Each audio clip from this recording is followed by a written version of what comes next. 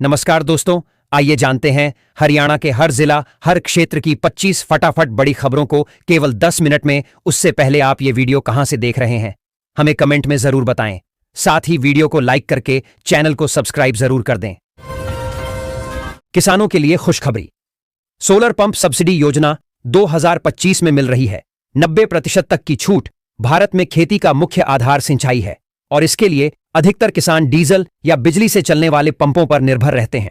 लेकिन लगातार बढ़ते डीजल बिजली खर्च ने किसानों की कमाई पर बड़ा असर डाला है। इसी समस्या को देखते हुए सरकार ने सोलर पंप सब्सिडी योजना 2025 की शुरुआत की है। हरियाणा में किसानों के लिए खुशखबरी। सरकार दे रही 3 लाख रुपए। किसानों की आय बढ़ाने और उन्हें आर्थिक रूप से आत्मनिर्भर बनाने के उद्देश्य से हरियाणा सरकार द्वारा पशु किसान क्रेडिट कार्ड योजना चलाई जा रही है। इस योजना के तहत किसानों को पशुपालन व्यवसाय को बढ़ावा देने के लिए कम ब्याज दर पर ऋण सुविधा दी जाती है। सरकार की इस पहल का मकसद किसानों को पशुओं की खरीद बिक्री और अन्य पशुपालन गतिविधियों के लिए वित्तीय सहायता देना है, जिससे वे अपने लघु उद्योग को आगे बढ़ा सकें। इस राज्य की महिलाओं के खाते में जल्द आएंगे 2100 रुपए। जानिए किन्हें नहीं मिलेगा फायदा। हरियाणा की नायब सिंह सैनी सरकार का ऐलान किया है कि दीनदयाल लाडो लक्ष्मी योजना 25 सितंबर से लागू की जाएगी। इस तारीख से हर महीने राज्य की महिलाओं के सीधे खाते में 2100 रुपए आएंगे। नवरात्रि से पहले गैस सिलेंडर के दाम हुआ सस्ता। जाने नया दर। सरकार के तरफ से हाल ही में घरेलू रसोई गैस की कीमतों को लेकर बड़ा बदलाव किया गया है, जिससे आम लोगों को राहत मिल सकता है। बदलाव के बाद ग्राहकों को राहत और झटका दोनों मिल सकता है। यह बदलाव आम जनता की जेब और बजट पर सीधा असर डालेगा। भूस्खलन से मोरनी में काजड़ गांव के धंसने का खतरा। तेज वर्षा हुई तो आएगी आफत। पंचकूला के मोरनी क्षेत्र में लगातार बारिश से काजड़ गांव में भूस्खलन का खतरा मंडरा रहा है। मिट्टी खिसकने से कई घर संकट में हैं और ग्रामीणों की जमीन भी ढहने के कगार पर है। स्थानीय निवासियों ने प्रशासन से सुरक्षा दीवारें बनवाने की गुहार लगाई है, ताकि गांव को सुरक्षित किया जा सके और संभावित नुकसान से बचाया जा सके। कालका में धूल भरा अंधड़। पुराने नेशनल हाईवे पर चलना हुआ मुश्किल। जानिए पीडब्ल्यूडी ने कैसे बढ़ाई परेशानी। कालका का पुराना नेशनल हाईवे धूल के कारण लोगों के लिए परेशानी का सबब बन गया है। पीडब्ल्यूडी पर गड्ढों को मिट्टी से भरने का आरोप है, जिससे समस्या और बढ़ गई है। स्थानीय लोगों का कहना है कि गड्ढे भरने के बाद भी स्थिति में कोई सुधार नहीं हो रहा है। लोगों ने चेतावनी दी है कि यदि समस्या का स्थायी समाधान नहीं किया गया तो वे आंदोलन करेंगे। हाईकोर्ट में लोक अदालत आयोजित। 143 मामलों का निपटारा कर 6 करोड़ 25 लाख का दिया मुआवजा। पंजाब और हरियाणा उच्च न्यायालय में राष्ट्रीय लोक अदालत में 443 में से 143 मामलों का निपटारा हुआ, जिसमें 62 करोड़ 56 लाख 11,766 रुपए का मुआवजा दिया गया। चीफ जस्टिस शील नागू की देखरेख में 10 पीठों ने मामलों का निपटारा किया। मोटर दुर्घटना दावा मामलों का निपटारा किया गया। स्वाति सहगल ने सहयोग के लिए आभार व्यक्त किया और भविष्य में और अधिक मामलों के निपटारे की आशा जताई। यमुनानगर में पॉलीथीन के खिलाफ प्रशासन सख्त। 1 क्विंटल 59 किलोग्राम पॉलीथीन जब्त। वसूला 2 लाख से अधिक जुर्माना। यमुनानगर में त्योहारी सीजन से पहले सिंगल यूज प्लास्टिक इस्तेमाल करने वालों के खिलाफ प्रदूषण नियंत्रण बोर्ड और नगर निगम ने संयुक्त अभियान चलाया। 14 दुकानदारों के चालान किए गए और 1 क्विंटल 79 किलोग्राम पॉलीथीन जब्त की गई। दुकानदारों पर 2,02,500 रुपए का जुर्माना भी लगाया गया। यह कार्रवाई पर्यावरण मंत्री के निर्देशों के बाद की गई है। होमवर्क ना करने पर ऐसी सजा। 5वीं की स्टूडेंट को क्लास में बुलवाया और लगवाया पोछा। गोहाना में एक निजी स्कूल की प्राचार्या पर 5वीं कक्षा की बच्ची से होमवर्क न करने पर क्लासरूम में पोछा लगवाने का आरोप है। बच्ची को दूसरे बच्चों के सामने शेम बुलवाया गया। बच्ची की मां ने पुलिस और प्रशासन से शिकायत की है। महिला के अनुसार बुखार के कारण बेटी होमवर्क नहीं कर पाई थी। स्कूल प्रशासन के खिलाफ उचित कार्रवाई की मांग की गई है। जिला अदालतों में आज भी हिंदी बेगानी। सरकारी कार्यालयों में अंग्रेजी में ही अधिकतर काम। आज राष्ट्रीय हिंदी दिवस है, पर हरियाणा में अदालतों में हिंदी अब भी बेगानी है। 1969 में हिंदी को राजभाषा का दर्जा मिला, पर सरकारी दफ्तरों में काम अंग्रेजी में ही होता है। 1 अप्रैल 2023 से नया कानून लागू हुआ, पर असर नहीं दिख रहा। अधिवक्ता हेमंत कुमार के अनुसार वकीलों का एक वर्ग हिंदी के प्रयोग से सहमत नहीं है, पर अदालत ने रोक नहीं लगाई है। हरियाणा के प्राथमिक स्कूलों में अब टीजीटी पीजीटी शिक्षक करेंगे प्राइमरी के बच्चों के पढ़ाई स्तर का आकलन। शिक्षा विभाग हरियाणा में एक नया प्रयोग कर रहा है। पहली बार राजकीय प्राथमिक विद्यालयों में कक्षा 2 और 3 के बच्चों का पढ़ाई स्तर जांचने का काम टीजीटी और पीजीटी शिक्षकों को सौंपा गया है। यह आकलन जनगणना आधारित समूह अभ्यास के तहत होगा।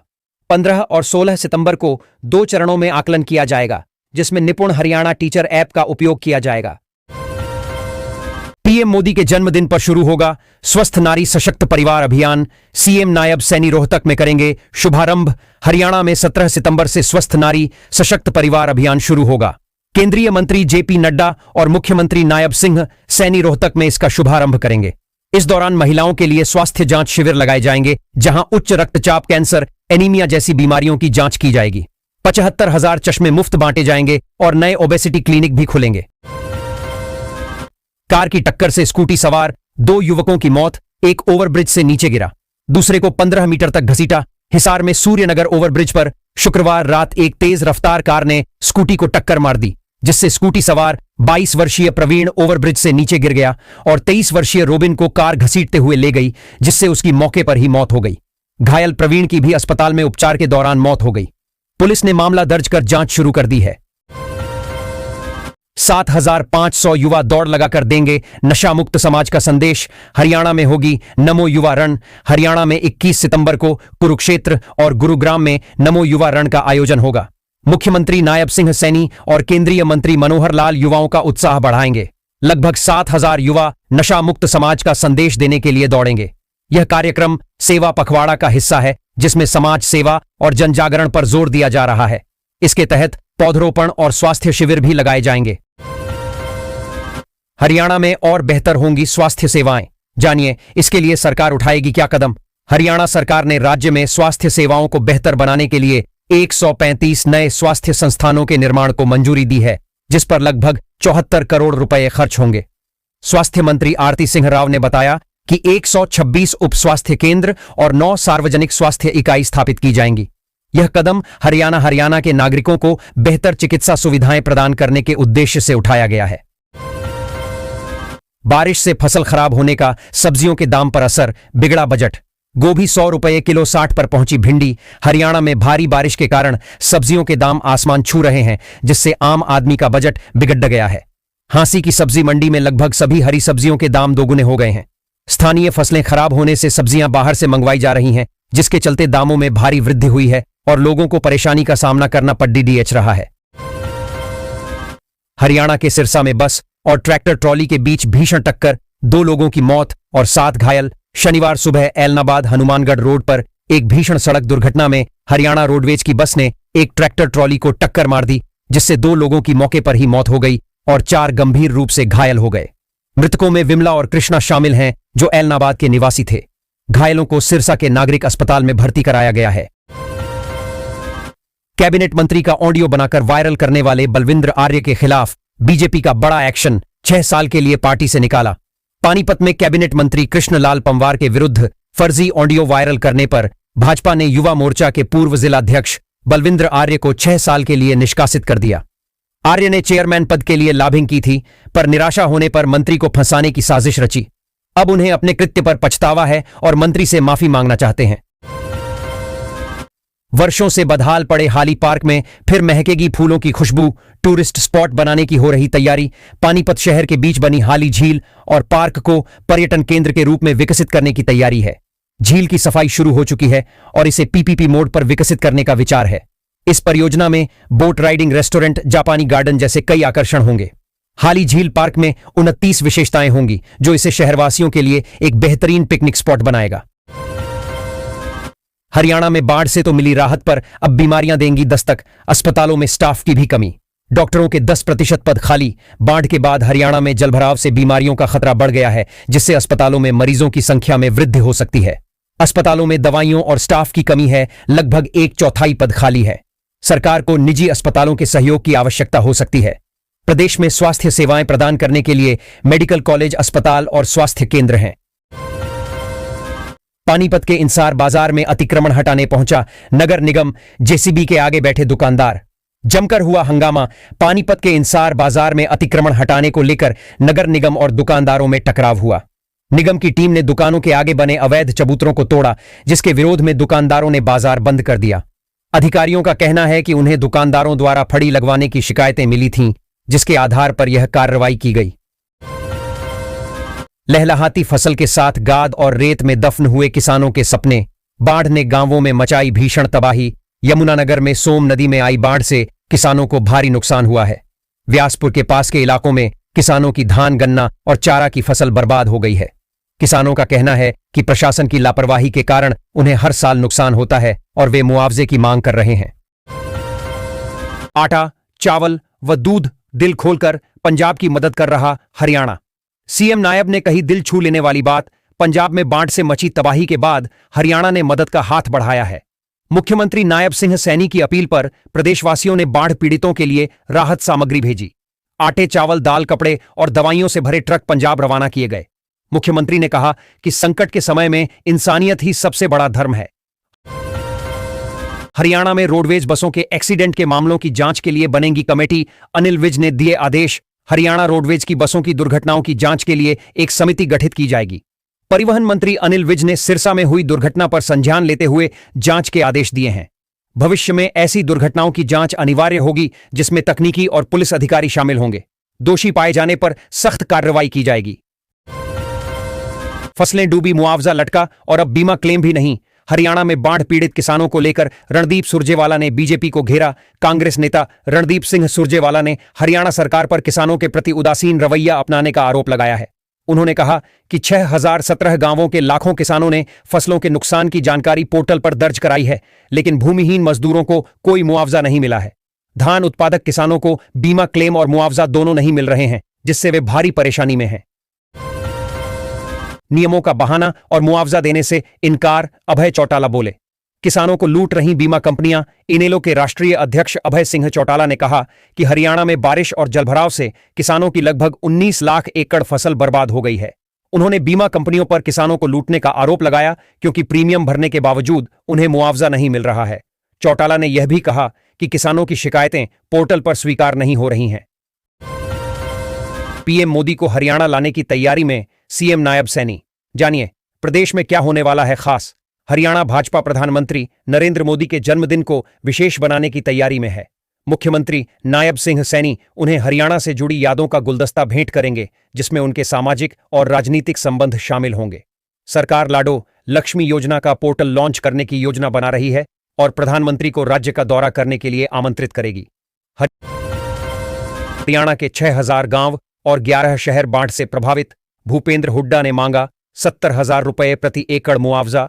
हरियाणा के पूर्व मुख्यमंत्री भूपेंद्र सिंह हुड्डा ने बाढ़ पीड़ितों को पर्याप्त राहत न देने पर सरकार की आलोचना की। उन्होंने कहा कि बाढ़ से किसानों की 18 लाख एकड़ फसल बर्बाद हो गई है और सरकार को तुरंत 70,000 रुपये प्रति एकड़ मुआवजा देना चाहिए। हुड्डा ने यह भी कहा कि इस बार हालात 1995 की बाढ़ से भी ज्यादा खराब हैं। हरियाणा को भले ही पानी नहीं मिल रहा, बाढ़ग्रस्त पंजाब की मदद करने पर राज्यपाल ने की सीएम नायब सैनी की सराहना। सतलुज यमुना लिंक नहर के मुद्दे पर मतभेद होने के बावजूद हरियाणा ने पंजाब में बाढ़ आने पर तुरंत सहायता प्रदान की। मुख्यमंत्री नायब सिंह सैनी के इस कदम की सराहना हो रही है। राज्यपाल असीम कुमार घोष ने भी मुख्यमंत्री के प्रयासों की प्रशंसा की और कहा कि हरियाणा ने दलगत राजनीति से ऊपर उठकर मानवता दिखाई है। नायब सरकार ने कच्चे कर्मचारियों के लिए जारी किए नए नियम। अब पोर्टल पर अपडेट करनी होगी ये रिपोर्ट। हरियाणा कौशल रोजगार निगम ने अनुबंध कर्मचारियों के लिए नया आदेश जारी किया है।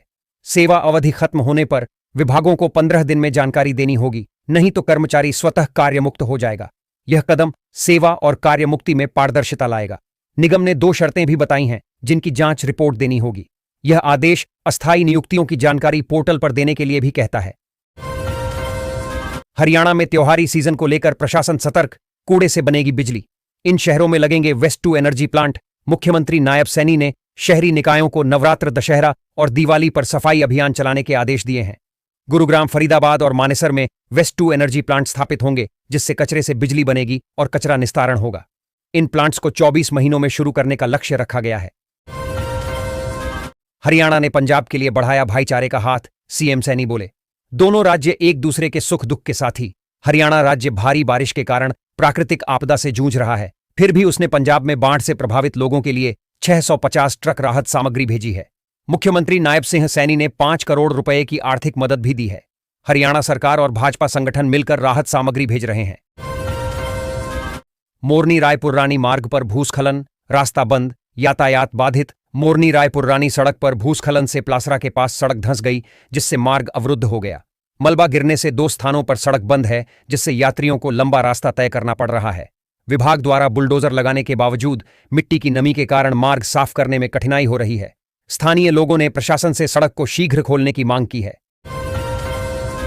गुरुग्राम में महिला ने छेड़छाड़ पर चलते ऑटो से लगाई छलांग, रैपिडो ड्राइवर ने 25 बार की कॉल, भेजे अश्लील मैसेज। गुरुग्राम में एक महिला के साथ चलते ऑटो में छेड़छाड़ का मामला सामने आया है।